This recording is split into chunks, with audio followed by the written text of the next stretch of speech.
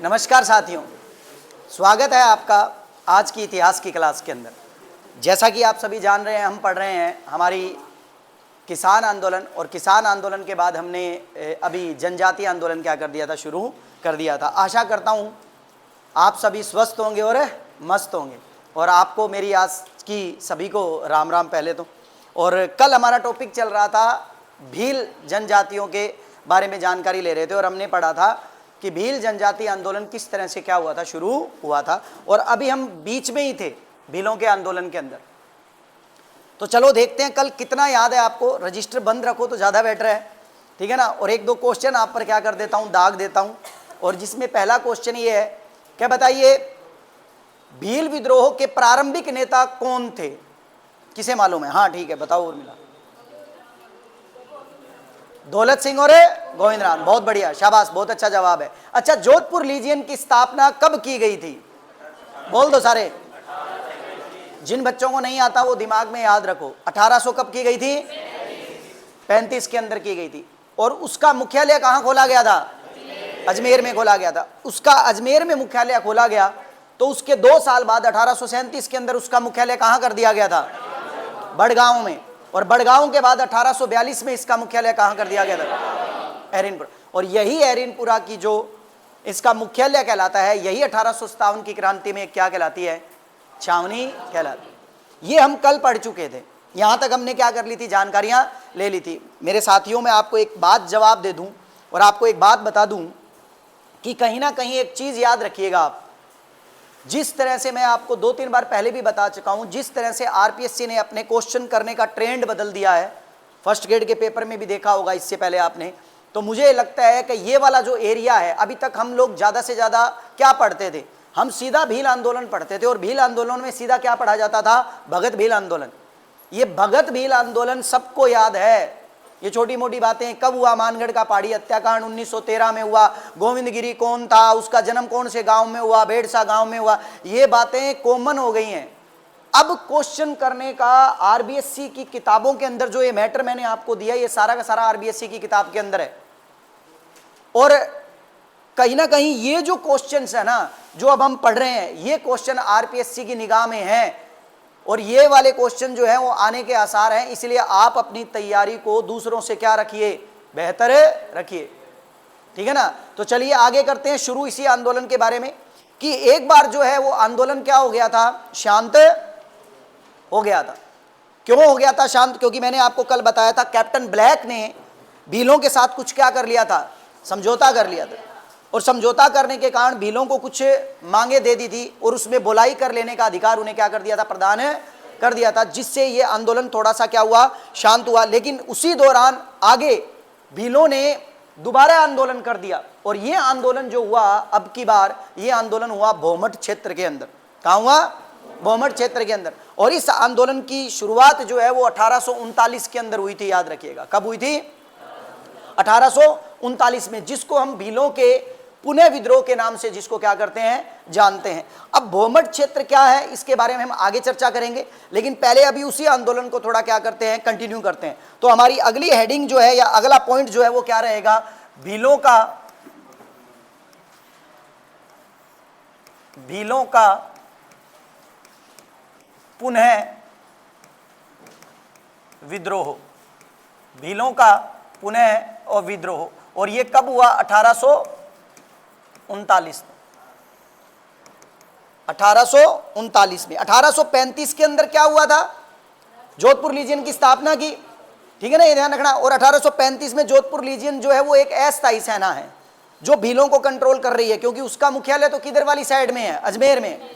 37 में भी देखें तो बड़गांव में है, ठीक है ना। तो इसलिए वो क्या थी? मतलब ना स्थायी सेना थी, जो वहां से आती थी जब भीलों का विद्रोह होता था, और फिर भीलों को विद्रोह को दबाकर वापस चली जाती थी। लेकिन फिर 1839 के अंदर भीलों के द्वारा एक विद्रोह और किया गया, जिस विद्रोह को हम भीलों के पुनः विद्रोह के नाम से जानते हैं। और ये जो विद्रोह हुआ, ये विद्रोह किस क्षेत्र में हुआ? यहां लिख लीजिएगा, ये किस क्षेत्र में हुआ? भोमट क्षेत्र के अंदर हुआ ये विद्रोह। भोमट क्षेत्र में हुआ। नहीं बच्चों, अभी भगत भील आंदोलन नहीं आया, ठीक है ना। और वैसे भी भगत भील आंदोलन को भोमट आंदोलन कहते भी नहीं है। एक ही आंदोलन को भोमट भील आंदोलन के नाम से क्या करते हैं? जानते हैं।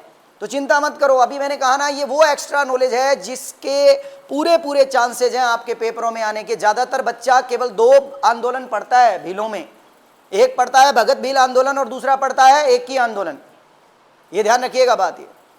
लेकिन अब अपने एक ऐसा ट्रेंड लेकर चल रहे हैं जिससे छोटी छोटी जानकारियां आपको क्लियर हो जाए और कहीं भी किसी भी प्रकार की चीज़ में ये न रह जाए कि ये चीज़ हमारी क्या नहीं की हुई, पड़ी हुई नहीं थी। तो चलिए बात करते हैं। अब होता ये है कि 1839 के अंदर जो मेवाड़ सरकार है वो ये चाहती है कि एक नया मतलब ना पॉलिटिकल एजेंट बनकर आता है मेवाड़ सरकार में। सबसे पहले यहां याद रखिएगा 1839 के अंदर उस समय मेवाड़ सरकार का जो पॉलिटिकल एजेंट होता है, ध्यान रखना है, उसका नाम होता है रॉबिन्सन। क्या नाम होता है?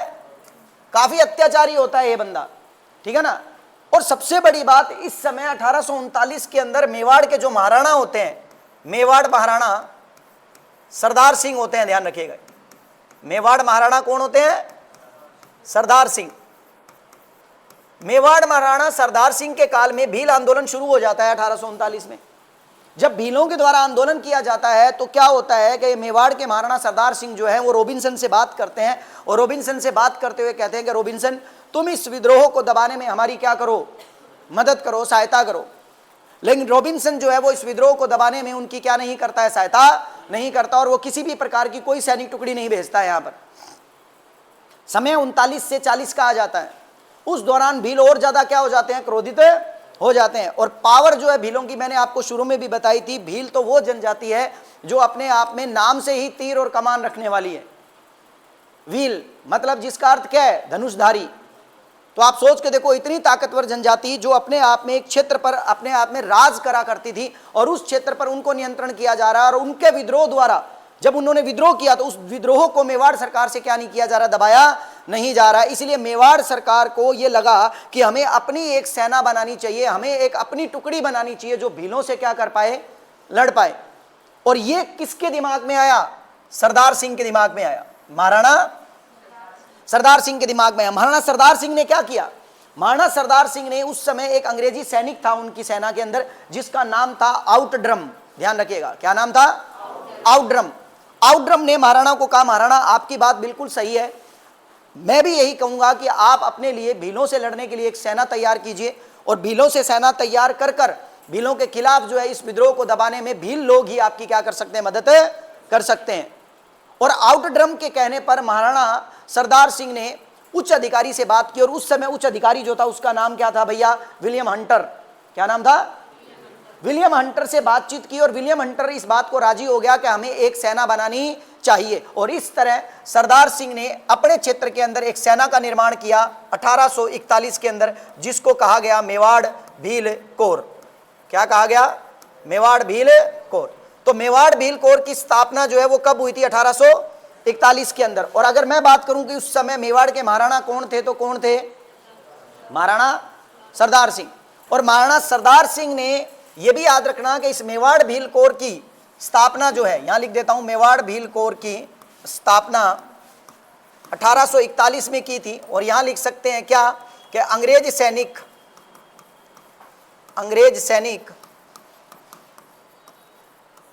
सैनिक आउटड्रम की सलाह पर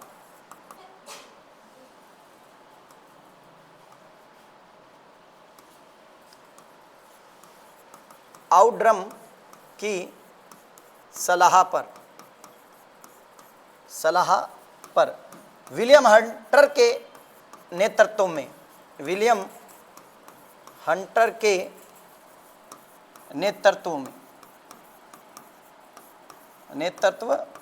ध्यान रखिएगा, विलियम हंटर के नेतृत्व के अंदर सरदार सिंह ने भीलों के विद्रोह को दबाने के लिए सेना का क्या किया था? इस्तेमाल किया था। ठीक है भाई। अब मेवाड़ भील कोर, ये मेवाड़ भील कोर जो है ये बहुत ही ज्यादा प्रसिद्ध है इतिहास के पन्नों में। इस मेवाड़ भील कोर का ही नाम सुनते हो आप कहां पर? मानगढ़ की पहाड़ी हत्याकांड के अंदर, ठीक है ना। अब आप सोच के देखो, वहां जरूर पढ़ा आपने कि मानगढ़ की पहाड़ी हत्याकांड पर किस सेना ने गोलियां चलाई? मेवाड़ भील कोर ने। लेकिन आपको ये पता तो होना चाहिए ना मेवाड़ भील कोर है क्या, उसकी स्थापना कैसे हुई है, उसकी स्थापना किसके समय में हुई है, उसकी स्थापना करने में किस अंग्रेज का क्या है, हाथ है। और सबसे बड़ी बात, ये जो मेवाड़ भील कोर की जो स्थापना की गई थी, अब आपको यहां पर एक बात और समझनी होगी ताकि आप छावनियों को भी समझ सको अच्छी तरीके से। वो क्या समझना होगा कि जब ये मेवाड़ भील कोर की स्थापना की गई तो इसके एक नहीं कितने मुख्यालय बनाए गए? 2 मुख्यालय बनाए गए, जिसमें एक मुख्यालय जो था उसका नाम था कोटड़ा। क्या था? कोटड़ा। और दूसरा मुख्यालय था उसका नाम था खैरवाड़ा। ध्यान रखिएगा, क्या नाम था? और बताओ 1857 की क्रांति के अंदर खैरवाड़ा नाम की कोई छावनी थी या नहीं थी? लेकिन खैरवाड़ा ने विद्रोह में भागे, क्योंकि मैंने पहले ही कहा था मेरों ने और भीलों ने अंग्रेजों के इतने फटीड़ खाए थे कि वो विद्रोह करने की दोबारा कभी क्या नहीं थे, सोच ही नहीं सकते थे। हालांकि इन्होंने ही, याद रखना, सबसे ज्यादा भीषण विद्रोह भी किए हैं अंग्रेजों के खिलाफ। अंग्रेजों के खिलाफ इन्होंने बड़ी लड़ाइयां भी लड़ी है, लेकिन लड़ाइयां लड़ने के बाद इतने थक गए थे ये लोग, ये समझ गए थे कि इनका कोई साथ नहीं दे रहा, हम लोग अकेले लड़ रहे हैं, अब दोबारा लड़ेंगे तो दोबारा हमारे लोग मारे जाएंगे, लेकिन दूसरे लोग क्या हो जाएंगे, पीछे हट जाएंगे। इसलिए इन्होंने खुद ही सरेंडर कर दिया अंग्रेजों के सामने।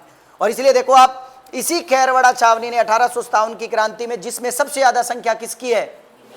भीलों की है, भाग नहीं लिया। ध्यान रखना, भाग नहीं लिया। क्या बात है, चल क्यों नहीं रहा है? ठीक है ना, भाग नहीं लिया, ये ध्यान रखिएगा। तो ये भी याद रखिएगा, मेवाड़ भील कोर के कितने मुख्यालय थे? 2। मेवाड़ भील कोर की स्थापना कब हुई? 41 के अंदर। और किसके शासनकाल के अंदर हुई है? सरदार सिंह के काल में। बस इतनी बात याद रखो, ज्यादा जरूरत नहीं है आपको, इसमें और भी डीप चीज जाने को जा सकती है, लेकिन इतना अगर आपको समझ में आ गया तो आप आगे के आंदोलनों को बड़ा अच्छे से क्या कर सकते हो, समझ सकते हो। तो अब ध्यान रखना, भीलों के विद्रोह को दबाने के लिए अब मेवाड़ स्वयं एक सेना निर्माण कर चुका है, जिस मेवाड़ की सेना के अंदर स्वयं भीलों के विद्रोह को दबाने के लिए कौन से सैनिक हैं? भील सैनिक हैं। 1841। क्लियर है भैया? अब ये बात तो ठीक होगी, लेकिन फिर यहां पर कुछ समय तक क्या हुआ, इस सेना के द्वारा विद्रोह को दबाए रखा गया। कुछ समय तक सेना ने इस विद्रोह को दबाने में क्या किया, सहयोग किया, और लंबे समय तक क्या हुआ, शांति काल चला। लंबे समय तक, देखो आप कब की बात है, 1841 के बाद भील जो हैं वो संगठित नहीं हो पाए, एक बार उनको कोई नेतृत्व तो नहीं मिल पाया। और सबसे बड़ी बात, 1841 के बाद एक लंबा शांति काल चला। और आप जानते हो, अगर किसी समय के अंदर लंबा शांति काल चलता है तो शांति जो है वो कहीं ना कहीं, याद रखिएगा, किसका संकेत होती है? तूफान का संकेत होती है, क्रांति का संकेत होती है। और इसी तरह इस 19वीं सदी का सबसे भीषण विद्रोह हुआ फिर, ठीक है ना, भीलों की तरफ से, जो भीषण विद्रोह अपने आप में 1881 के अंदर हुआ। उसका एक बहुत बड़ा रीजन था, आप कई बार कुछ दूसरे मतलब है ना रील्स वगैरह में या कहीं किसी बुक्स में या किसी और चीज में कारण पढ़ते हो आप, और तब आपको समझ में आएगा कि 1881 ही क्यों बोल रहे हैं सर।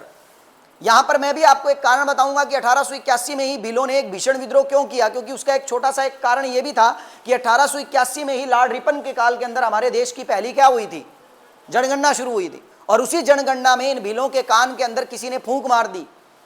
फूंक ये मार दी कि ये लोग जो हैं, आप लोगों का वजन चेक करेंगे और महिलाओं का भी वजन चेक करेंगे, और मोटे पुरुषों को केवल मोटी महिला मिलेगी और पतलों को क्या मिलेगी, पतली मिलेगी। मोटे कहते हैं ऐसे कैसे यार, ये तो गलत बात है, और पतले कहते हैं ऐसे कैसे यार, ये तो गलत बात है। और शायद यही रीजन था कि इस 1881 की इस जनगणना का सबसे बड़ा विरोध किसने किया है, जनजातियों ने किया है। यहां तक कि ये भी था कि लंबे वाले को लंबी मिलेगी, छोटे वाले को छोटी ही मिलेगी, ठीक है ना। तो आप आइडिया लगाओ, इस तरह की भ्रांतियां भी अपने देश के अंदर एक बहुत बड़े विद्रोह का क्या रही है, कारण रही है। तो हमारा इसका मतलब सेकंड पार्ट जो होगा वो हम भीलों के जो दूसरा विद्रोह शुरू होने वाला है, मतलब जो भीषण विद्रोह शुरू होने वाला है, वो कब होने वाला है, 1881 में, और 1881 से लेकर 1882 से। और ये मत सोचना कि गोरे को गोरी मिलेगी, क्योंकि भील गोरे नहीं होते थे, काले ही होते थे। तो कई सोच रहे होंगे यहाँ बैठे बैठे गया गोरा गोरी मिले, हैं सब काले। वो कहा ये दिक्कत नहीं है, काले को काली मिलेगी, क्योंकि गोरे तो केवल क्या थे, अंग्रेज। हम भारतीय तो क्या थे, काले ही थे। तो गोरे गोरे वाली सिस्टम नहीं है, ध्यान रखना बात है, ठीक है ना। यहाँ तो लफड़ा चल रहा है साइज का कि भैया छोटा बड़ा नहीं होना चाहिए ठीक है। चलो अब सारे के सारे यहां ध्यान दो। और सबसे बड़ी बात, हम यहां पर मैं आपको जो बताने जा रहा हूं, ये मैप जो है एक बुक से लिया गया है और काफी क्या है, पुराना है। इसमें आपको एक चीज देखनी होगी कि जो प्रदेश मैं आपको समझाना चाह रहा हूं, उस प्रदेश को आप वर्तमान में नहीं देख सकते, क्योंकि उस समय आपको उस समय एक चीज तो देखो, पहले बताओ आबादी इतनी अधिक थी क्या उस समय? नहीं थी ना। तो ज्यादा जंगल होंगे क्या? नहीं होंगे। और जंगल ज्यादा होंगे तो आप ये मान के चलो कि जनजातियों का क्षेत्र भी क्या होगा, ज्यादा होगा। तो मैं ये उस समय की बात कर रहा हूं जब रियासती काल के अंदर बहुत बड़े मात्रा में घने और सघन जंगल हुआ करते थे। तो मैं आपको इस भौमट क्षेत्र को एक मैप के माध्यम से बताना चाहूंगा। जो मैप जो आप देख रहे हो, अगर आप गौर से इस मैप को देखोगे, इस मैप को देखोगे तो ये देखिए भौमट के क्षेत्र के प्रमुख ठिकानों की बात कर रहा है। किसकी बात कर रहा है? भौमट के प्रमुख ठिकानों की बात कर रहा है। और ये ठिकाने जो हैं, कई बार तो हमने ये ठिकाने पढ़े भी नहीं है, ध्यान रखना है, ठीक है ना। आप चेक करो, इसमें अंदर एक लिखा हुआ है जवास, एक लिखा हुआ है पहाड़ा, एक लिखा हुआ है मादड़ी। मादड़ी पट्टा के बारे में आपने नाम सुना होगा, क्योंकि ये ज्यादातर चर्चित में रहा था। फिर उसके बाद आता है थाना, छाणी, जूड़ा, पानखा, ओगणा, उमरिया, ठीक है ना। फिर उसके बाद आता है पाटिया। आप आइडिया लगाओ, इन ठिकानों के नाम तो हमने सुने भी नहीं होंगे। क्यों नहीं है? क्योंकि ये प्राचीन काल का टाइम का है। अब आप गौर से देखिए, ये देखो, ये कौन सा जिला है? यहाँ पर उदयपुर जिला है। फिर बात करूं तो ये देखिए, यहां पर बात करूं तो ये कौन सा जिला है? जोधपुर। उस समय रियासतों के हिसाब से चेक कीजिएगा, ये देखिए ये कौन सा है? सिरोही। इसके अलावा अगर मैं इसी को लूं और छोटा करूं थोड़ा सा, और तो यहां पर आप ये देखोगे, ये देखो ये क्या है? विजयनगर। और ये देखिए क्या है? डूंगरपुर। तो अब आप आइडिया लगाइए, ये जो जितना भी सघन भाग आपको दिखाई दे रहा है, ये सघन भाग जो आपको दिखाई दे रहा है, ये जितना भी सघन भाग आपको दिखाई दे रहा है, ये क्या कहलाता था? भौमट क्षेत्र कहलाता था मेवाड़ राज्य के अंदर। और आज वर्तमान में भौमट क्षेत्र को सीमित कर दिया गया। मैं किसी को बताऊं तो सर भी किताब में ये डेढ़ो है नहीं, उस किताब ने एक समय के अनुसार भौमट क्षेत्र को प्रदर्शित किया है, और मैं भौमट क्षेत्र उस समय के प्रदर्शित कर रहा हूं जिस समय से रियल में भौमट क्षेत्र था। तो आप कैसे उसको क्या करोगे? आंकलन कर लोगे। आप कैसे उसको सही मान लोगे? आप मुझे गलत मानोगे या किताब को। और ज्यादातर बच्चा टीचर को गलत मानता है और किताब को क्या मानता है? सही मानता है। कोई मर्जी गाइड हो चाहे आपके हाथ में, आपको लगेगा टीचर गलत है, गाइड सही है भाई। तो ये भौमट क्षेत्र आपके सामने है। दूसरी बात, एक और इंपॉर्टेंट बात याद रखिएगा, ये डूंगरपुर जो क्षेत्र में आता है और ये विजयनगर जो आता है, विजयनगर गुजरात का हिस्सा है। ध्यान रखिएगा बात, किसका हिस्सा है? तो आप आइडिया लगाओ, ये उदयपुर से कितना भाग नीचे है। ये देखिए आप, फलासिया ठिकाना, ठीक है ना, ये ठिकाना ये रहा, ठीक है ना। कोलियारी गांव, कोलियारी गांव के बारे में सुना है कि नहीं सुना है? दो तरीके से प्रसिद्ध है कोलियारी गांव। कोलियारी गांव दो तरीके से प्रसिद्ध है, दो कारणों से प्रसिद्ध है। नंबर एक, महाराणा प्रताप, हल्दी घाटी के युद्ध के बाद महाराणा प्रताप के घायल सैनिकों का इलाज किस गांव में हुआ था? कोलियारी गांव में। नंबर दो, सबसे इंपॉर्टेंट चीज क्या, कि मोतीलाल तेजावत जो थे वो किस गांव से रिलेटेड थे? कोलियारी गांव से। और ये क्वेश्चन आया हुआ है आपके पेपर में, कोलियारी गांव से निम्न में से किसका संबंध था? मोतीलाल तेजावत का। जाड़ोल ठिकाने के अंदर पड़ा करता था। तो आप ये सोच के देखो, ये सारे एरिया जो हैं अपने आप के अंदर, ये कहलाता है भौमट क्षेत्र। और वर्तमान में आज हमारी एनसीईआरटी की जो बुक्स आती है उसके अंदर भौमट क्षेत्र को कैसे समझाया हुआ है कि भौमट क्षेत्र के अंदर सिरोही, उदयपुर, सलमपुर और डूंगरपुर का हिस्सा क्या होता है? काउंट होता है। बस ये केवल 4 जिले लेता है वो। आपकी एनसीईआरटी की जो नई बुक आई है उस बुक में जाके चेक कीजिएगा, उसके अंदर भौमट क्षेत्र की तस्वीर देते हुए उसने आगे लिखा हुआ है कि number 1 Sirohi, number 2 Udaipur, number 3 Salempur और नंबर 4 डूंगरपुर। ये जो भूभाग है ये किसके नाम से जाना जाता है? भौमट क्षेत्र के नाम से जाना जाता है। अब आपको अगर मैं वो ना बताऊं और ये बताऊं तो आप तो कहोगे सर आप तो गलत। तो ये देखो सर, ये तो ये है। चीजों को समझने के लिए जरूरी नहीं है कि केवल किताबें ही हमें पूर्ण रूप से क्या कर पाए, जानकारी दे पाए। अब आपको भौमट क्षेत्र का एरिया और भौमट क्षेत्र के बारे में जानकारी पता लग गई कि भौमट क्षेत्र क्या है, और आप अपने दिमाग में एक आइडिया लगा चुके हो कि सिरोही का दक्षिण का भाग, लगभग नीचे का हिस्सा, और कहीं ना कहीं उदयपुर का हिस्सा, और नीचे फिर आएंगे तो किसका हिस्सा? सलमपुर का हिस्सा, और फिर किसका हिस्सा? डूंगरपुर का हिस्सा। ये बाहुल्य क्षेत्र जो था ना, ये भीलों से भरा हुआ था। और सिरोही के अंदर भील की जगह कौन सी जनजाति थी? ग्रासिया। इसीलिए कर्नल जेम्स टोड जैसा बंदा जो है ना, वो भीलों को और गरासियों को एक मानता और वो ये कहता है कि भील और गरासियां दोनों क्या है, भाई हैं, क्योंकि दोनों का रहन सहन, खान पान, ये सब चीजें एक ही हैं। और सबसे बड़ी बात, भीलों का विवाह गरासियों में हो जाता है और गरासियों का विवाह भीलों में हो जाता है, लेकिन इसके अलावा किसी और जनजाति का विवाह आपस में नहीं होता। अब कहीं ना कहीं ये क्षेत्र आपके दिमाग में बैठ गया, कहीं ना कहीं ये क्षेत्र आपके दिमाग में आ गया, तो अब हमारा जो आंदोलन है वो क्या हो जाएगा, पता चल जाएगा कि वो आंदोलन कब हुआ। तो यहां पर हमारी अगली स्लाइड के अंदर हम लिखेंगे क्या, कि अगली स्लाइड में क्या लिखेंगे, राजस्थान में भीलों का भीषण विद्रोह, या लिखेंगे भीलों का, या यूं लिख लीजिए कि कुछ समय शांति के बाद, कुछ समय शांति के बाद भीलों का, कुछ समय शांति के बाद भीलों का भीषण विद्रोह हुआ, कुछ समय शांति के बाद भीलों का भीषण विद्रोह हुआ, भीलों का भीषण विद्रोह हुआ।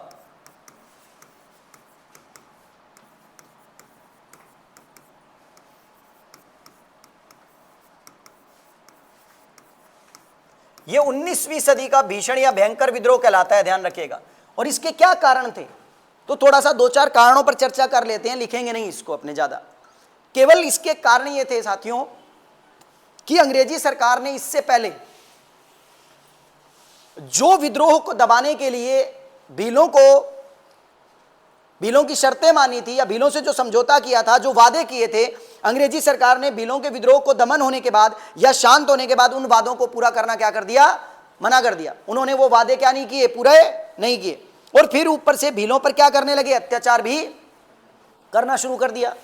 इससे भील जनजाति को ये लगा कि अंग्रेजी सरकार अपने वादों से मुकर रही है और जो उन्होंने वादे किए थे वो वादे पूरे नहीं कर रही है, और ऊपर से हमारी आवाज को दबाने का प्रयास कर रही है। तब ऐसी स्थिति के अंदर एक विद्रोह पनपा, जिस विद्रोह को इतिहास में किसके नाम से जाना जाता है, बारापाल विद्रोह के नाम से जाना जाता है। बारापाल विद्रोह 1881 और 82, बारापाल विद्रोह, ये एक क्षेत्र है मेवाड़ के अंदर। बारापाल 1881-82 में, जो कि सबसे भीषण विद्रोह के लिए क्या किया जाना जाता है। अब ये बारापाल विद्रोह क्यों हुआ, तो इसके 2-3 कारण तो मैं पहले बता चुका हूं, लेकिन इसके मुख्य कारणों के बारे में चर्चा कर लेते हैं। इसके मुख्य कारण क्या है। नंबर 1 सबसे इंपॉर्टेंट कारण 1881 है ये, तो याद करो। अभी एक कारण बता के हटाऊं मैं आपको, क्या है, जनगणना। जनगणना यहां ध्यान रखना, जनगणना में अनेक भ्रांतियां उत्पन्न हो चुकी थी। वो ये तक कह रहे थे, चलो एक कारण तो मैंने आपको ये बताया, लेकिन इसके अलावा एक कारण और बताता हूं। वो ये तक कह रहे थे कि वो लोग जनगणना इसलिए कर रहे हैं कि जिनके घरों में पुरुष ज्यादा है, वो लोग क्या करेंगे, इन पुरुषों को अपनी सेना में भर्ती कर इंग्लैंड की तरफ से लड़ने के लिए दूसरे देशों के अंदर क्या करेंगे, भेजेंगे। सोच के देखिए, जब इस तरह की अफवाहें फैलनी शुरू हुई, तब ऐसी स्थिति में भारत में जनगणना के लिए उन्होंने विरोध करना क्या कर दिया, शुरू कर दिया।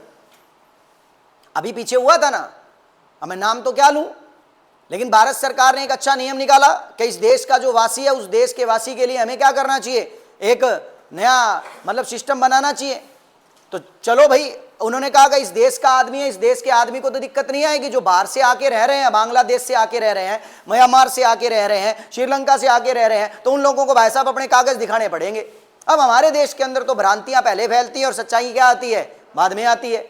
लग गए, हाँ भाई आपको बाहर निकाल देंगे, उसको बाहर कर देंगे। क्यों, ये देश सबका है, ध्यान रखिएगा बात, और खास तर से उनका है जिनके बाप दादा परदादाओं ने इस देश के अंदर स्वतंत्रता के अंदर क्या लड़ी हैं, लड़ाइयां भी लड़ी हैं।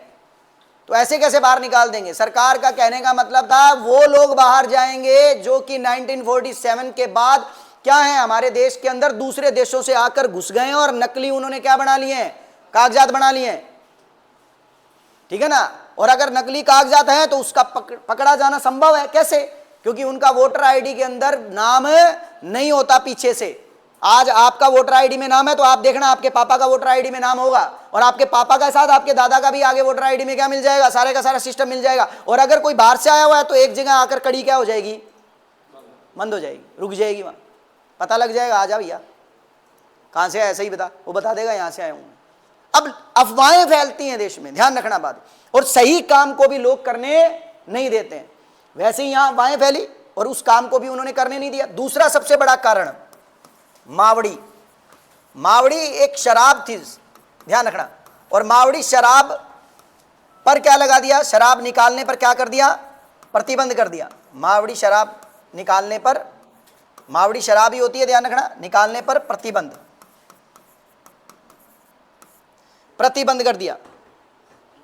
अब ये मावड़ी नामक शराब जो है वो एक महुआ नाम के वृक्ष से निकाली जाती थी। किससे निकाली जाती थी, महुआ।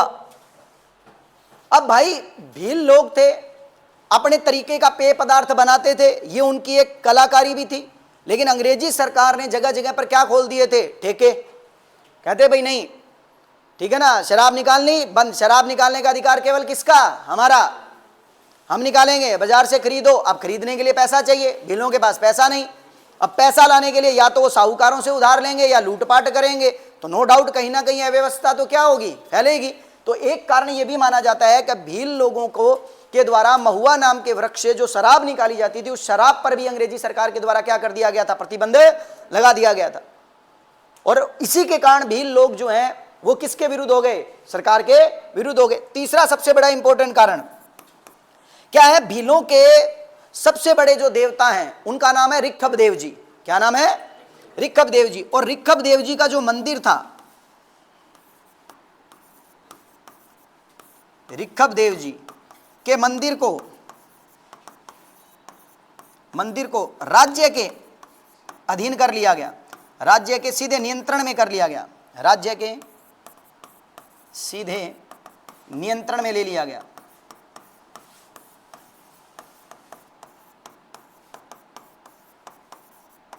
ले लिया गया।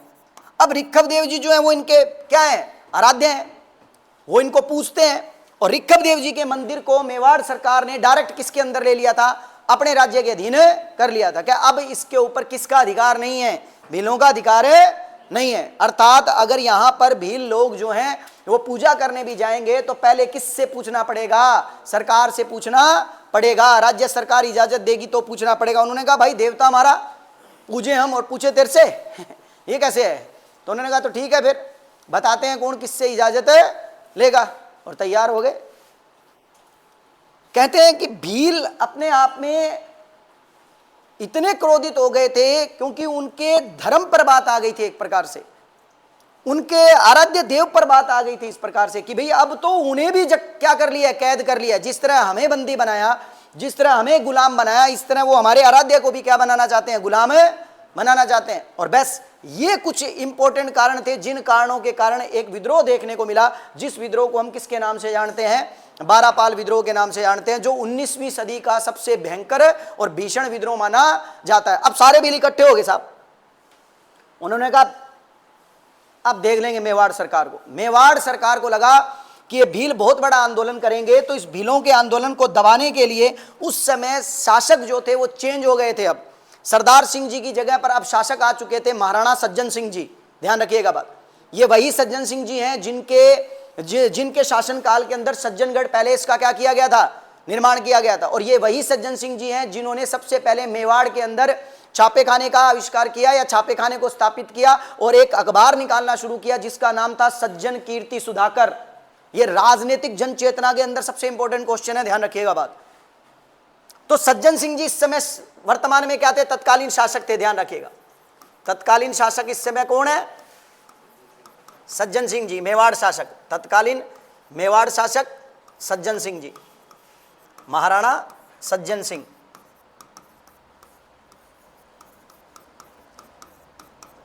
तत्कालीन मेवाड़ शासक महाराणा सज्जन सिंह। अब साहब महाराणा सज्जन सिंह को इस बात का पता लगा कि ये विद्रोह जो है बहुत बड़ा होने वाला है, और उसका एक रीजन ये भी था क्योंकि इस बारापाल विद्रोह के अंदर कई गांवों के गमेती जो थे वो इस विद्रोह को क्या कर रहे थे, नेतृत्व प्रदान कर रहे थे। ध्यान से सुनिए मेरी बात को, मैंने कहा कई गांवों के गमेती मतलब आसपास के जितने भी गांव थे उन गांवों का एक एक क्या था, मुखिया। और मुखिया भीलों का क्या कहलाता है? गमेती। तो अनेक गांवों के मुखिया जो हैं वो आ गए थे, और आप सोच के देखो अगर मुखिया आएगा तो गांव के सारे क्या आएंगे? लोग आएंगे, भील आएंगे। इसीलिए आपको यहां पर कई गमेतियों के नाम लिखाता हूं, जिसमें जैसे नीमा, जोयता, खेमा आदि है। ये सारे के सारे गमेती थे जो आसपास के गांवों के मुखिया थे।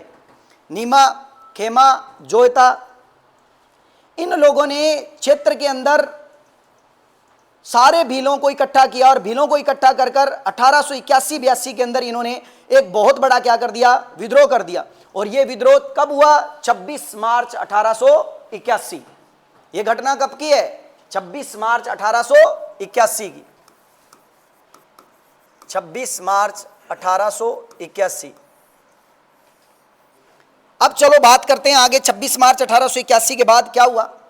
अब यहां पर क्या होता है? ये सारे भील इन गमेतियों के साथ, और गमेती बड़ी मात्रा में भीलों की संख्या को लेकर आ गए हैं। लेकिन मेवाड़ सरकार को जब इस बात का पता लगा तो मेवाड़ सरकार ने सोचा कि इस विद्रोह को दबाना पड़ेगा, और विद्रोह को दबाने के लिए मेवाड़ सरकार ने 3 लोगों को भेजा। ध्यान रखिएगा, किसको भेजा? 3 लोगों को। तो यहां लिख सकते हैं, विद्रोह को दबाने हेतु, विद्रोह को दबाने हेतु भेजा।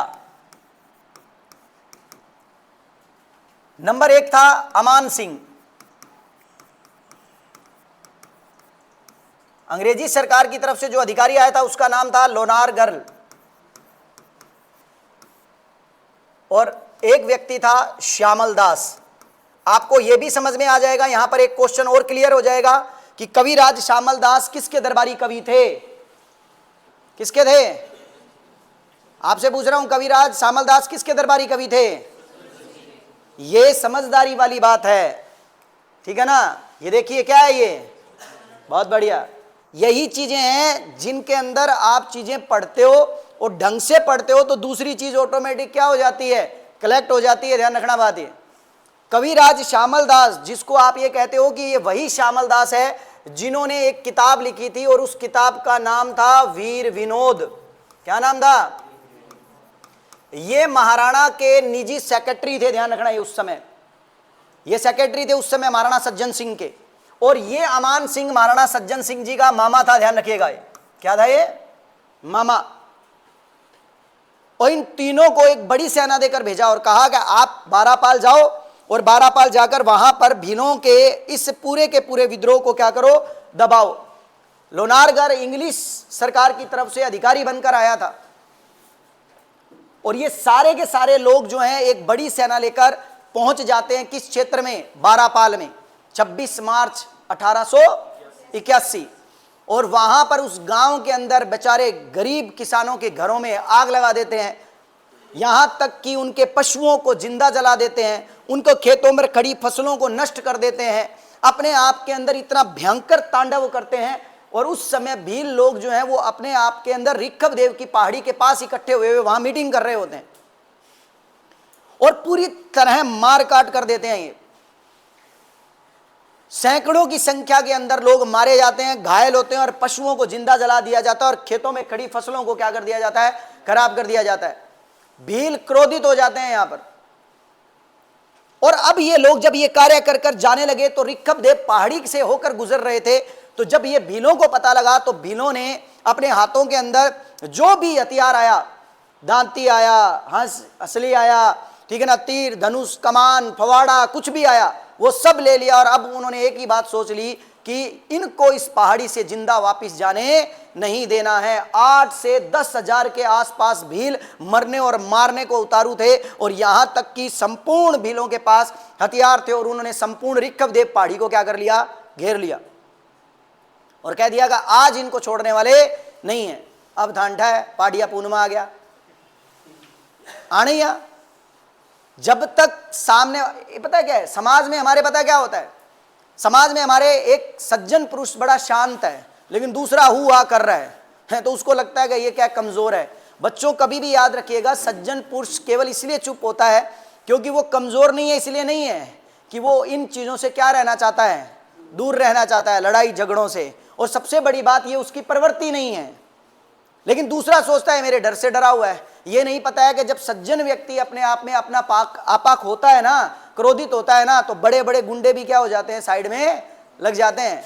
इसीलिए सरकार ये सोच रही थी कि भील क्या है, कुछ भी नहीं है, हम हैं जो कुछ हम हैं, हमारे पास हथियार है, हम ये हैं वो हैं। लेकिन ये नहीं पता था कि जब ये सज्जन लोग जिन पर जुल्म किया जा रहा है, अत्याचार किया जा रहा है, ये जिस दिन क्रोधित हो गए, एकत्रित हो गए, तो कुछ बनना नहीं है। और यही हुआ कहां पर, 26 मार्च 1881 के अंदर रिखबदेव की पहाड़ी के आसपास के क्षेत्र में।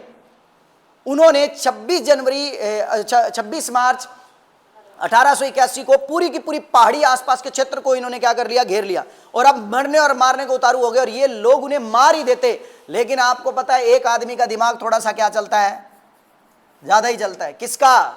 श्यामल दास का। श्यामल दास ने कहा भाई जी आज गृह साप्ताह कौन जा, तो उसने कहा, ये कहता है श्यामल दास जी कुछ करो। श्यामल दास जी ने कहा कर दिया जिसे करना, दे करके आया हो, नहीं कुछ करो कुछ करो, कुछ नहीं ये सब कुछ करेंगे, ठीक है ना। अब भाई साहब श्यामल दास का दिमाग चला।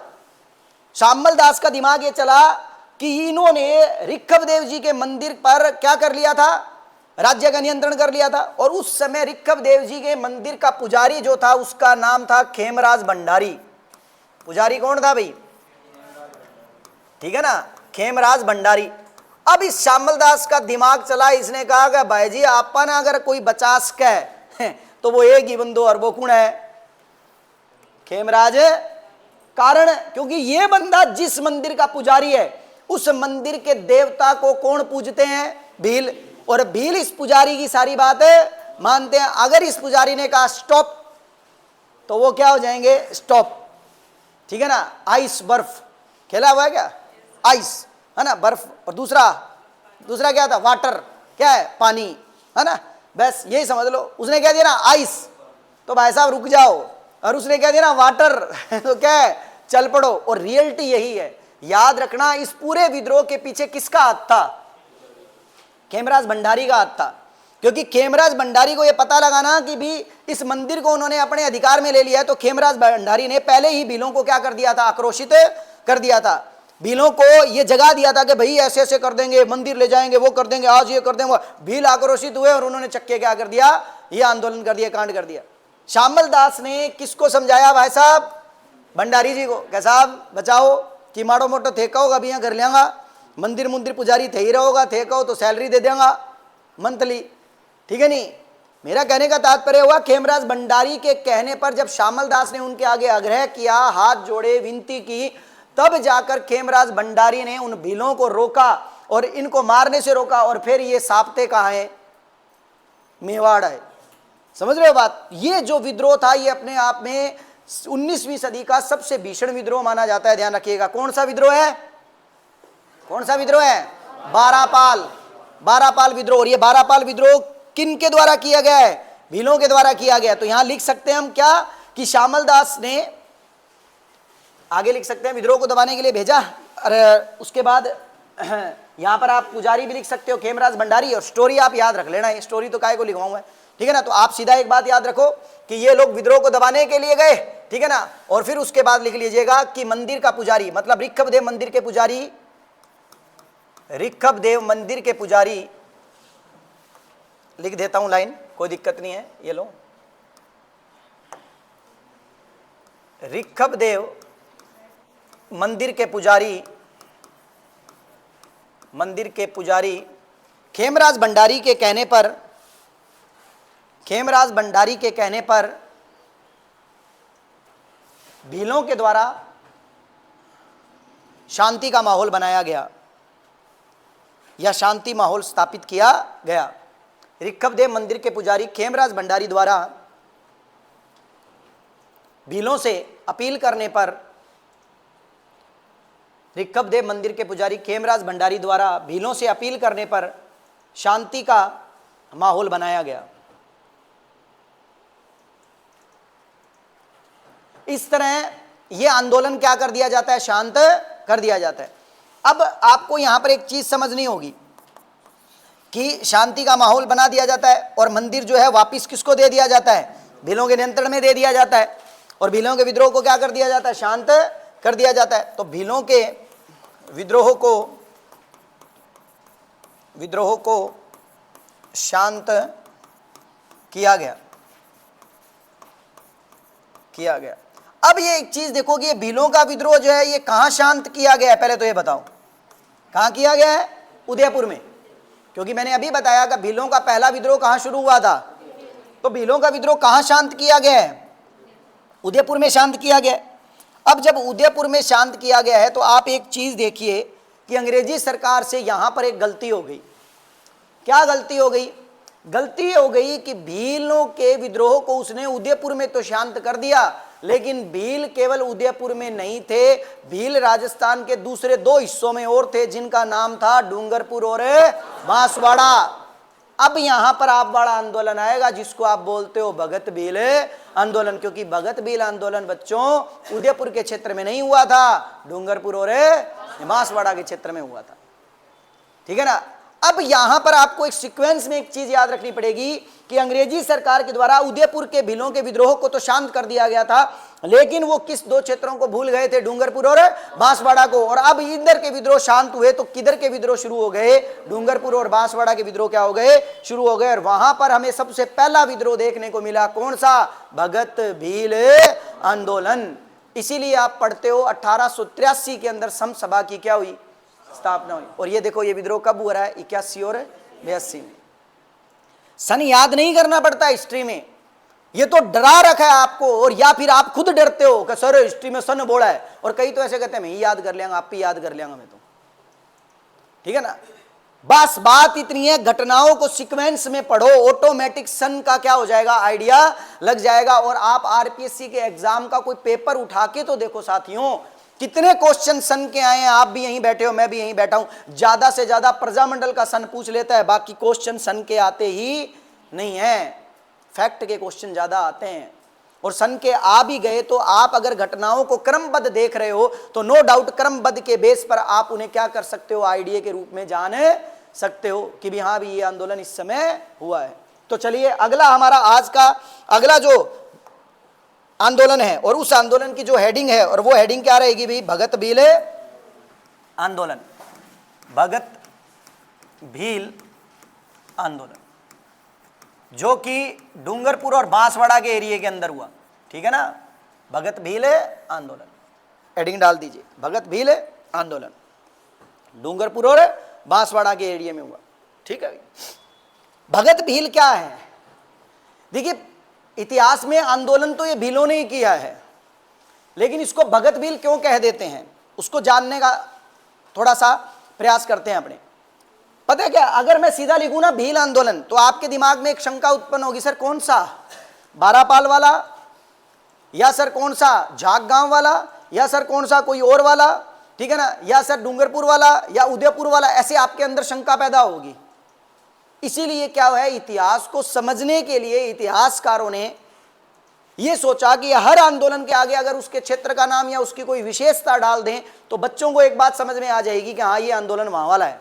अब अगर मैं भील के आगे भगत लगा दूं तो इतने में ही आपका दिमाग एक काम करेगा कि भगत मतलब जो कि गोविंदगिरी के द्वारा एक पंथ चलाया गया जिसका नाम भगत पंथ था, तो उन भीलों ने जिन्होंने उस पंथ को माना उन्होंने ये आंदोलन किया है। तो हमें पता लग जाता है भगत आंदोलन किसका है, तो आप कह दोगे गोविंदगिरी का, वरना भील तो भील आंदोलन है, उसका नाम थोड़ी है कोई। अब किसान आंदोलन है, अब किसान आंदोलन तो थे पूछे सर कट्ठे को, इससे अच्छा उन्होंने क्या किया, उसके आगे बिजोलिया लगा दिया, तो अब बन गया बिजोलिया किसान। अब आपको पता लग गया बिजोलिया किसान आंदोलन, सर हाँ बिजोलिया किसान आंदोलन मेवाड़ में हुआ सर, वरना किसान आंदोलन तो किसान आंदोलन है। इसीलिए इनके नाम के आगे वाला अक्षर भी थोड़ा सा देखना कि वो क्यों, कारण क्या है, कहीं ना कहीं उस आंदोलन के अंदर उसका कुछ ना कुछ क्या रहा होगा, महत्व रहा होगा। तो भगत एक पंथ था जो गोविंदगिरी के द्वारा चलाया गया था। हम इसके बारे में जांच आगे पढ़ेंगे, इसके बारे में पूरी जांच करेंगे, पूरी डिटेल इसके आगे पढ़ेंगे। ठीक है ना। तो यहां पर सबसे पहले हम भगत आंदोलन के क्या पढ़ते हैं भी साथियों, कारण पढ़ते हैं, क्योंकि मैंने कहा ना कि हर आंदोलन के कुछ ना कुछ क्या होते हैं। तो यहां वाले कारण और उदयपुर वाले कारण सेम होंगे क्या, पहले तो ये बताओ आप। जो डूंगरपुर और बांसवाड़ा वाले आंदोलन के जो कारण है भीलों के, और उधर वाले जो कारण है वो दोनों सेम होंगे क्या? नहीं, सेम नहीं होंगे, सारे सेम नहीं होंगे, कुछ सेम हो सकते हैं, जैसे बेगार लिया जाना या उन्हें उन पर अत्याचार करना, तो वो नॉर्मल बातें हैं। लेकिन सारे कारण एक से नहीं हो सकते हैं, क्योंकि एक क्षेत्र की भौगोलिक परिस्थितियां क्या होती हैं, अलग अलग होती हैं। तो इसीलिए वहां पर होने वाले विद्रोह या क्रांति या किसी भी प्रकार के आंदोलन के कारण भी क्या होंगे, अलग अलग होंगे। तो चलो बात करते हैं। सबसे पहले यहां के कारणों में एक कारण आता है हाली प्रथा। क्या आता है? एक आता है सादड़ी प्रथा, सादड़ी प्रथा। एक आता है बेगार प्रथा। और आप जानते हो जनजातियों के अंदर तो अनेक कुरीतियां और कुप्रथाएं क्या हैं, स्थापित है।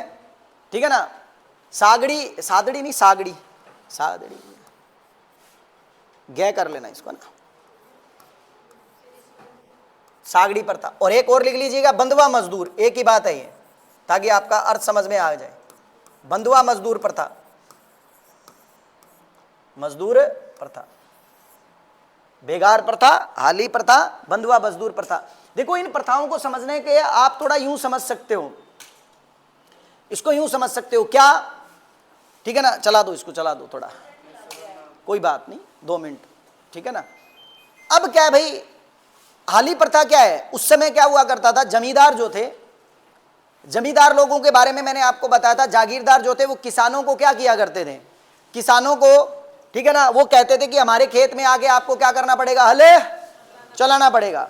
कभी किसी गांव के किसान को बोल दिया, कभी किसी गांव के किसान को बोल दिया, कभी अपने क्षेत्र के, कभी उस परिवार को बोल दिया, कभी उस, मतलब अपनी तरीके से उनका क्या करवाते थे, काम करवा लेते थे, हाली, ठीक है ना, हल चलवाते थे। दूसरा, ऊपर से उनको बाद में क्या नहीं देते थे, पैसा भी नहीं देते थे। तो इसका मतलब वो साथ साथ में क्या करवा लेते थे, बेगार भी करवा लेते थे। तो कहीं ना कहीं ये जो कारण थे ना, भीलों के लिए बहुत अधिक मायने रखता है ये। क्योंकि एक चीज याद रखिएगा, जल जंगल और जमीन, जल जंगल और जमीन का अगर सच्चा रक्षक है तो वो कौन है, आदिवासी है। ध्यान रखिएगा बात, जल जंगल और जमीन का यदि कोई सच्चा रक्षक है तो वो आदिवासी है। क्यों? क्योंकि उन्होंने वास्तविक रूप में जंगलों को क्या किया, सुरक्षित रखा। वरना अपने वाले लोग तो काट काट के पेड़ और चक्के क्या कर देते हैं, प्लाट। आज भी ले लो, जिनके पास जमीनें हैं 5-7 बीघा 10 बीघा, चक्का प्लाट काट दिया। क्योंकि हमारा ध्यान जहां कहां जाता है, पैसे की तरफ, और उनका ध्यान कहां जाता है, प्रकृति की तरफ। तो मुझे लगता है कि इस देश के अंदर जल जंगल और जमीन के सच्चे रक्षक और सच्चे उनको मानने वाले लोग जो हैं वो आदिवासी ही हैं। ध्यान रखिएगा, जो पेड़ कटने तक नहीं देते हैं और उस क्षेत्र के अंदर हरियाली बनाए रखते हैं। क्योंकि वो जानते हैं कि हरियाली नहीं होगी तो हमारा जीवन क्या हो जाएगा, दुश्वार हो जाएगा। क्योंकि उनका रहने का स्थान ही क्या है, जंगल है, वो वातावरण है, प्राकृतिक वातावरण है। हम कहेंगे काट दो, ठीक है ना? हम एक चीज बताऊं, आप में से कितने लोगों ने कभी पौधा लगाया है, पेड़ लगाया और रोज उसको पानी देता होगा? बहुत कम चांसेस में होंगे, बहुत कम चांसेस में होंगे। ध्यान रखना बात है। लेकिन अगर आप बाइक लेके आते हो, गाड़ी लेके आते हो, तो भाई साहब आपको बाइक या गाड़ी तो क्या करनी है, छाए में खड़ी करनी है। पेड़ है, बिंग छाव में, बिंग मोटरसाइकिल इन करके आपा लगा देगा। लेकिन पेड़ के छांव में बाइक खड़ी करनी है ताकि बाइक गर्म ना हो जाए। लेकिन जिंदगी में कभी पेड़ नहीं लगाना। तो आपको क्या लगता है, क्या ये पेड़ सदा इस तरीके से रह पाएंगे? फिर नहीं रह पाएंगे। बराबर की मात्रा में क्या करना पड़ेगा, पौधे लगाने पड़ेंगे। वही रीजन है, इसलिए कह रहा हूं आदिवासी जो है वो अपने आप में इस चीज को लेकर सबसे ज्यादा क्या थे, मतलब है ना, यूं मान लीजिए बहुत ज्यादा इस चीज को अपने मन से जोड़े रखते थे कि प्रकृति है तो सब कुछ है। और शायद यही रीजन था जिसके कारण ये कारण बने उनके, क्योंकि उन लोगों ने उनके जंगलों पर, उनकी जमीनों पर भी क्या कर लिया था, अधिकार कर लिया था। तो ये कुछ कारण रहे हैं जिनके बारे में बात करें। और कुछ कारण और लिख लेते हैं एक्स्ट्रा, जैसे कि ये देखना क्या हुआ है, कोई बात नहीं है, स्लाइड कहाँ है, कोई बात नहीं।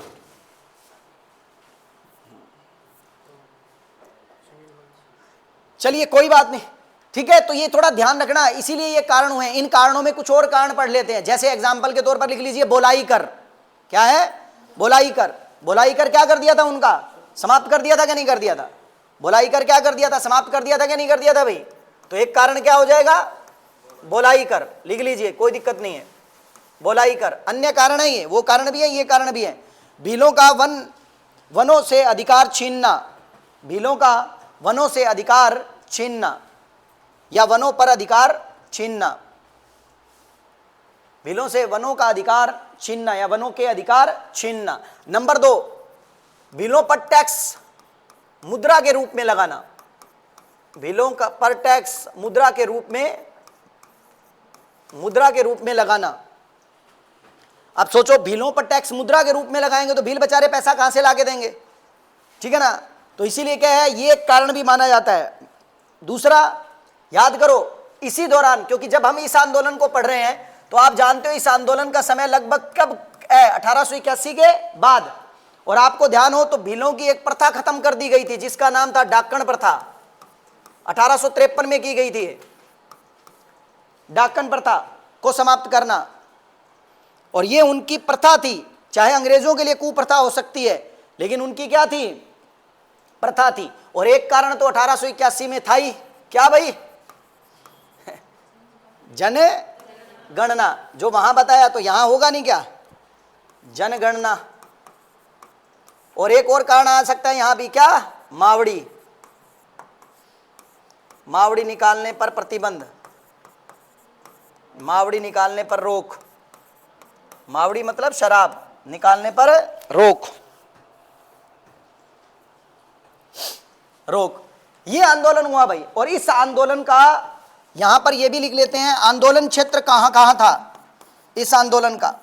तो आंदोलन क्षेत्र की बात करें तो थोड़ा ध्यान रखिएगा, आंदोलन क्षेत्र का जो है वो एक तो क्या था, डूंगरपुर, एक क्या था, बांसवाड़ा, एक क्या था, ईडर, एक क्या था, सूत, और एक क्या था गुजरात के अंदर, विजयनगर। ये पूरा एरिया जो है ना इस आंदोलन का क्षेत्र रहा है, ध्यान रखिएगा, इस पूरे आंदोलन का क्षेत्र रहा है।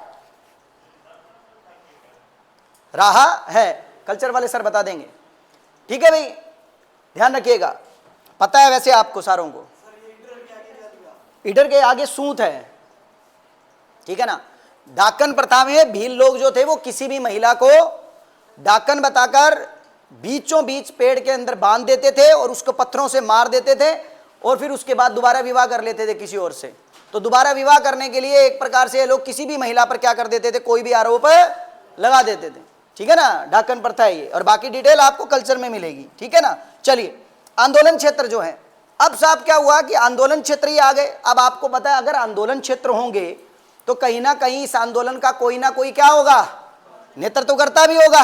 तो यहां पर याद रखिएगा, इस भगत बिल आंदोलन के नेतृत्वकर्ता जो है वो किसे कहा जाता है, जीजी को कहा जाता है। किसको कहा जाता है, जीजी को। और जीजी का पूरा नाम है गोविंद गिरी, गोविंद गिरी, गोविंद गिरी। गोविंद गिरी जो है वो इस आंदोलन के क्या रहे हैं, नेतृत्वकर्ता रहे हैं। और गोविंद गिरी के बारे में थोड़ी सी बात, दो चार बातें अपने आज कर लेते हैं, और बाकी अपना जो है अगले वीडियो के अंदर इस आंदोलन को कंप्लीट रूप से करेंगे। लेकिन गोविंद गिरी के बारे में एक दो बातें बता देता हूं आपको मैं। गोविंद गिरी जो है, याद रखिएगा, इनका जन्म गोविंद गिरी का एक बंजारे के परिवार में हुआ था। और बंजारे के परिवार में कब हुआ था, सन 1858 में। कब हुआ था, सन 1858 में। ध्यान रखिएगा, ये बांसिया गांव डूंगरपुर के अंदर, जिसको बेड़सा गांव भी क्या किया जाता है, बोला जाता है। ये बांसिया बेड़सा अलग अलग नहीं है, एक ही है, ठीक है ना, ये ध्यान रखिएगा। तो 1858 के अंदर इनका जन्म जो है वो कहां हुआ था भैया, बांसिया गांव, बंजारे के परिवार के अंदर इनका एक जन्म हुआ था, ठीक है ना। ज्यादा पढ़े लिखे नहीं थे, लेकिन बाद में, ठीक है ना, इन्होंने पढ़ाई की, और पढ़ाई करवाने वाले जो गुरु थे, जिन्होंने अक्षर ज्ञान दिया, ठीक है ना, इनके गुरु गोविंद गिरी के, इनके जो गुरु थे, उन गुरु का नाम था राजगिरी। क्या था, राजगिरी। थोड़ा सा ये भी बता दूं कि गोविंद गिरी जो हैं वो क्या थे कि अपने ही उसी गांव के अंदर एक मंदिर बना हुआ था, और उस मंदिर के अंदर जाया करते थे। तो यहाँ के जो पुजारी हुआ करते थे, जिनका नाम क्या था, राजगिरी, ये कोटा और बूंदी के अखाड़े से रिलेटेड थे। ये गिरी अखाड़ा था, देखिए गौर से, इनके नाम के आगे गिरी आ रहा है और इनके नाम के आगे भी क्या आ रहा है, गिरी आ रहा है। तो ये क्या थे कि उस कोटा और बूंदी के अखाड़े से रिलेटेड थे। और इसीलिए क्या हुआ, जब ये बालक वहां जाया करता था तो राजगिरी इससे बड़े प्रसन्न हुए। राजगिरी ने इनको ज्ञान देना शुरू किया, अक्षर ज्ञान दिया पहले इनको, फिर उसके बाद ये अच्छी बातें सीखने लगा, और वही अच्छी बातें ये अपने लोगों पर अप्लाई करता था। अप्लाई करने का मतलब ये हुआ कि जो उनसे सीखा वो जाके कहता था आप लड़ो मत, आप शराब मत पियो, शराब क्या है, इस सब लड़ाई की जड़ है। मतलब धीरे धीरे इसके अंदर अच्छी आदतों का आना क्या हो गया, शुरू हो गया। और सबसे बड़ी बात ये स्वदेशी से जुड़ना शुरू हुआ, क्योंकि इस आदमी पर सबसे ज्यादा प्रभाव जो था वो किस इंसान का था, ध्यान रखिएगा, नहीं राजगिरी का नहीं, इस आदमी पर सबसे ज्यादा प्रभाव था स्वामी दयानंद सरस्वती का। और हमारे देश के अंदर स्वदेशी की लहर चलाने वाले सबसे इंपॉर्टेंट इंसान है तो वो कौन है, स्वामी दयानंद सरस्वती। इसीलिए आप पढ़ते हो जब स्वामी दयानंद सरस्वती का उदयपुर आना हुआ था 1881 के अंदर, तो उस समय ये गोविंद गिरी उन स्वामी दयानंद सरस्वती से मिलने के लिए कहाँ जाते हैं, उदयपुर भी जाते हैं। तो इसका मतलब इनके ऊपर प्रभाव स्वामी दयानंद सरस्वती का अधिक था, लेकिन इनके जो शिक्षा दीक्षा है, या आप ये कह दीजिए इनके गुरु जिसे माना जा सकता है वो किसे माना जा सकता है, राजगिरी को। तो गोविंद गिरी इस तरह के इंसान थे, एक अच्छे भले इंसान थे, जो कि अपने क्षेत्र के डूंगरपुर और बांसवाड़ा के भीलों के अंदर एक राजनीतिक क्या जगाना चाहते थे, चेतना जगाना चाहते थे, उनका सामाजिक उत्थान करना चाहते थे, और वो उनको क्या करना चाहते थे, उनका जीवन जो है वो सुधारना चाहते थे, शिक्षा की लहर जगाना चाहते थे, और उन पर होने वाले अत्याचारों के विरुद्ध उन्हें बोलना सिखाना चाहते थे कि भी यदि अगर अत्याचार होता है तो आपको उसका विरोध करना चाहिए, लेकिन लड़ाई झगड़े से नहीं, बल्कि किससे, अहिंसा के माध्यम से। तो एक प्रकार से गोविंद गिरी जो है वो क्या है, इस आंदोलन के प्रणेता या जनक कहलाते हैं, जिस आंदोलन को हम किसके नाम से जानते हैं, भगत भील आंदोलन के नाम से जानते हैं। और कल करेंगे हम इन गोविंद गिरी के बाद इस आंदोलन का बाकी का पार्ट, ठीक है। और आज इतना ही, और कल मैं आपसे आते ही इसके बारे में, पीछे जितने भी आंदोलन करवाए हैं उनके बारे में आपसे क्वेश्चन भी करूंगा, ध्यान रखना। तो कल याद करके आना सारे का सारा आंदोलन, ठीक है। चलो मिलते हैं फिर अपने कल।